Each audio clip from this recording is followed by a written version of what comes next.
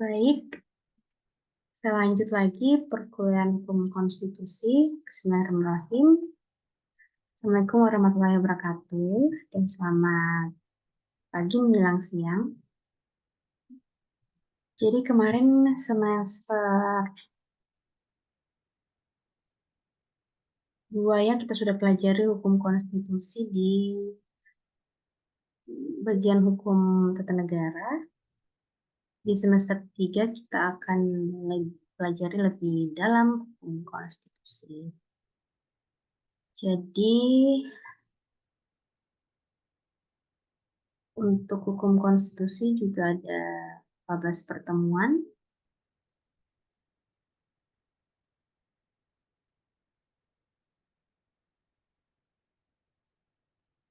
Untuk pertemuan pertama, kita akan pelajari istilah konstitusi, sifat konstitusi, tujuan dan fungsi konstitusi, prinsip dasar konstitusi. Jadi kita akan pelajari beberapa hal tentang konstitusi.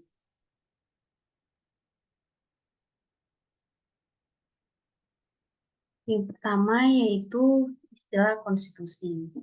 Apa itu konstitusi menurut bahasa Prancis? Menurut bahasa Prancis di sini konstituer, yaitu suatu ungkapan yang membentuk suatu negara. Konstitusi ini mengandung permulaan dari segala peraturan mengenai suatu negara. Jadi menurut bahasa Prancis dan maknanya di sini konstitusi ini adalah suatu segala peraturan dari suatu negara yang membentuk suatu negara tersebut. Terus yang kedua, bahasa Belanda yaitu grondwet, yang artinya suatu undang-undang yang menjadi dasar atau ground dari segala hukum. Berarti dari bahasa Belanda, berarti konstitusi ini undang-undang ya. Undang-undang dasar dari segala hukum. Terus yang ketiga bahasa Inggris, constitution atau undang-undang. Bahasa Indonesia juga artinya undang-undang, yang berarti suatu peraturan pokok yang fundamental mengenai sendi-sendi utama untuk menegakkan suatu bangunan besar yang disebut negara.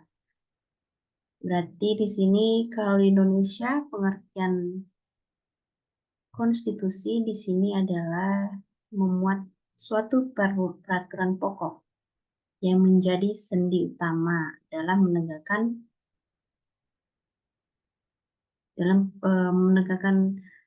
suatu negara. Jadi pentingnya konstitusi dalam suatu negara.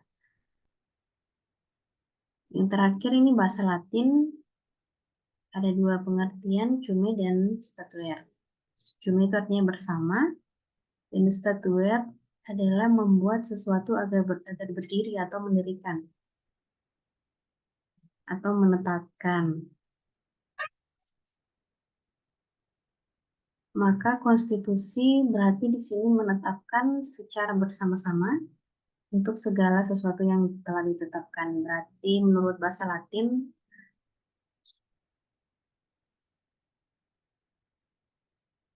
ada hal yang harus ditetapkan secara bersama-sama yang menjadi dasar untuk mendirikan suatu negara. Seperti itu. Terus selanjutnya pengertian konstitusi, ada beberapa pengertian menurut pengertian politis dan sosiologis. Di sini mencerminkan konstitusi ini mencerminkan kehidupan politik di dalam suatu masyarakat sebagai suatu kenyataan. Ini pengertian politis dan sosiologisnya, di mana menggambarkan hubungan antara kekuasaan yang terdapat yang nyata dalam suatu masyarakat. Jadi untuk pengertian politis dan sosiologis di sini menggambarkan hubungan masyarakat dalam dunia nyata. Berarti konteks konstitusi dalam pengertian politis digambarkan sebagai kekuasaan yang nyata dalam suatu masyarakat. Terus pengertian yuridis, konstitusi dimaknai sebagai suatu kesatuan kaidah atau aturan hidup dalam masyarakat, yaitu suatu naskah yang membuat suatu bangunan negara dan sistem pemerintahan. Jadi dalam pengertian yuridis atau pengertian secara umum, konstitusi itu suatu kaidah atau aturan dalam naskah dalam suatu negara yang membuat negara tersebut berdiri. Konstitusi tertulis dimaknai sebagai naskah atau undang-undang tertinggi dalam suatu negara. Jadi jelas ya pengertian konstitusi di sini, pengertian politis dan sosiologis, pengertian yuridisnya, dan secara umum itu konstitusi sebagai naskah undang-undang yang tertinggi. Jadi kemarin kita pelajari di semester 2 ya, konstitusi itu bukan undang-undang, dia bersifat khusus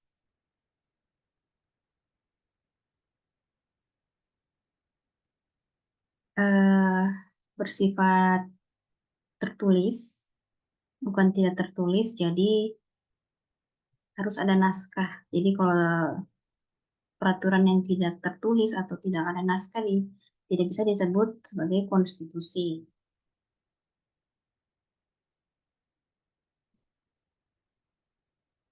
Selanjutnya, sifat konstitusi menurut Jimmy Asidik ada 2 sifat, fleksibel dan bersifat formil dan material. Jadi fleksibel di sini artinya luas atau rigid.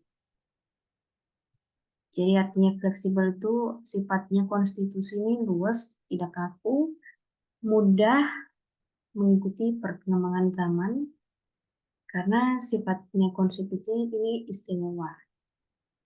Misalnya dilakukan oleh rakyat melalui referendum. Terus yang kedua, sifat material dan formil. Formil di sini konstitusi tertulis dan tidak tertulis. Berarti ada 2 konstitusi, namun kalau negara itu mengakui konstitusi tertulis. Kalau konstitusi tidak tertulis seperti perjanjian-perjanjian. Di sini dimaknai sebagai sifat formil konstitusi dimaknai sebagai ditulis dalam satu atau beberapa naskah atau ketentuannya di sini tertulis dan mengatur suatu pemerintahan. Adapun sifat material berarti konstitusi ini dapat dilihat dari segi isinya berisikan hal-hal yang bersifat dasar pokok bagi masyarakat dan negara.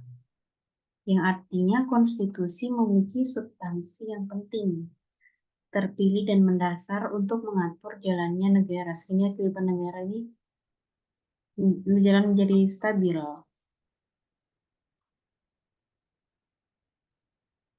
Jadi jelas ya, sifat konstitusi itu ada 2 sifat, fleksibel, ini mudah mengikuti perkembangan zaman, dan mengandung 2 sifat material dan formil. Material di sini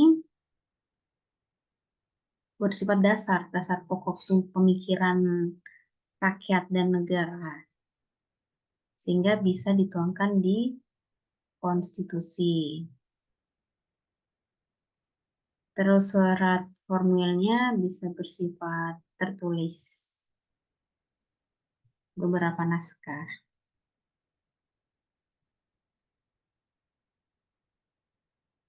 Selanjutnya tujuan dan fungsi konstitusi. Tujuan konstitusi yang pertama untuk mewujudkan keadilan atau justice. Yang kedua, menciptakan kepastian untuk menjaga ketertiban dan ketentraman. Yang ketiga, menjamin bahwa semua nilai, ideas, atau cita-cita negara seperti kemerdekaan, kebebasan, ini ada di dalam konstitusi. Yang keempat, menjaga keseimbangan antara ketertiban, kekuasaan, kebebasan individu yang harus dijamin negara. Jadi tujuan konstitusi ini untuk menjadi penyeimbang antara kekuasaan dan kebebasan individu. Jadi jika tidak ada konstitusi, kita tidak bisa kontrol and balance, check and balance begitu. Kita tidak bisa mengontrol apakah tindakan pemerintah ini sesuai dengan kaidah-kaidah hukum. Seperti itu.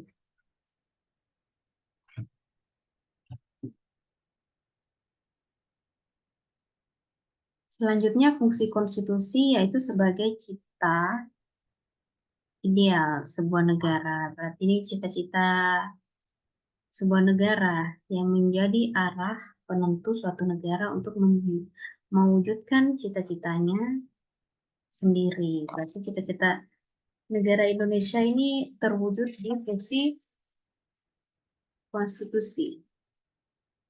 Yang kedua, untuk membatasi kekuasaan pemerintah agar tidak berlaku sewenang-wenang. Yang ketiga, dalam rangka untuk menciptakan perubahan masyarakat dalam yang sesuai dengan perkembangan zaman. Seperti itu. Berarti tujuan dan fungsi konstitusi ini menyimbangkan sesuai dengan perkembangan zaman. Supaya tidak ada kesewenang-wenangan dalam pemerintahan.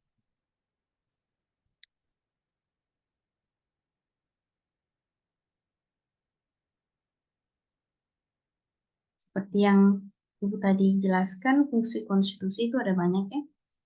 Penentu dan pembatas kekuasaan organ negara, pengatur hubungan kekuasaan antar organ negara, pemberi sumber legitimasi, penyalur atau pengendali kewenangan, dan lainnya.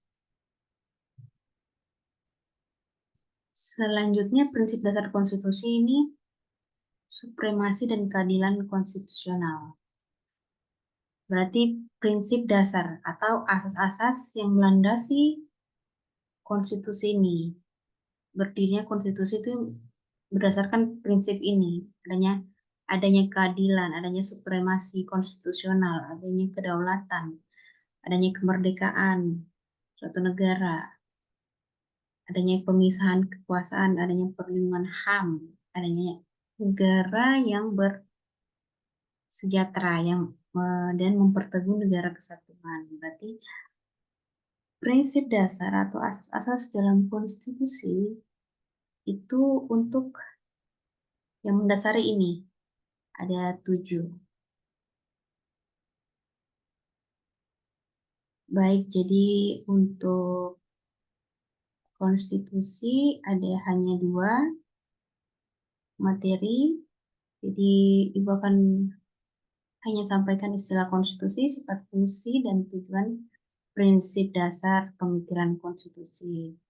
Mungkin kalau ada yang bertanya bisa di komen atau kirim di WA. Untuk itu, tugas individu setiap mahasiswa itu ada 3 soal. Pertama, jelaskan makna konstitusi sebagai negara hukum, sebagai hukum tertinggi negara, dan mengapa konstitusi selalu merujuk pada penjaminan hak pada warga negara.